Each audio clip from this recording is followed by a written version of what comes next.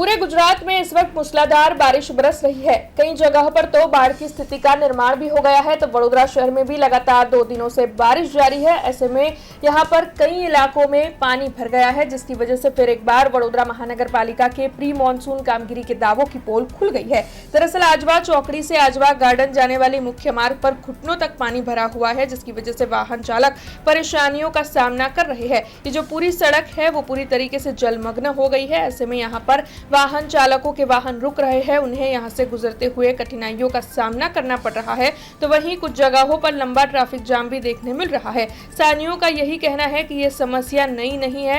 हर साल बारिश के दौरान इस स्थान पर जलभराव हो जाता है, लेकिन इसके बावजूद R&B विभाग और वडोदरा महानगर पालिका प्रशासन की ओर से ये समस्या सुलझाई नहीं जाती है। तब बार बार होने वाले जलभराव से लोगों में नाराजगी है और वहां के लोग जल्द से जल्द इस समस्या को सुलझाने की मांग साझा कर रहे हैं। तरफ जड़तो रस्तो है।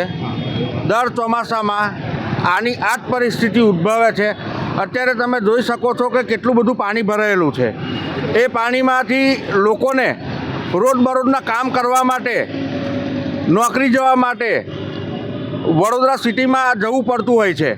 ત્યારે આવી પરિસ્થિતિમાંથી કઈ રીતે લોકો જાય, કઈ રીતે પોતાનું જીવન જીવે। સદર તંત્ર આ જે સદર જ્યાં પાણી ભરાય છે ને એ સદર R&Bનું લાગે છે અને R&Bને વારંવાર રજૂઆત કરીએ છીએ ને તો કોઈ ધ્યાનમાં લેતું નથી। હાલાકીનો સામનો પડી રહ્યો છે। અરે સામાન્ય માણસો માટે તો બહુ જ વિકટ પરિસ્થિતિ આવી જાય। કેટલા ટાઈમથી પાણી આવું આ પાણી 4 ઇંચ બી વરસાદ થઈ જાય ને તો આ પાણી એક ઘૂંટણ જેટલું 1-1.5 કિલોમીટર સુધી થઈ જાય।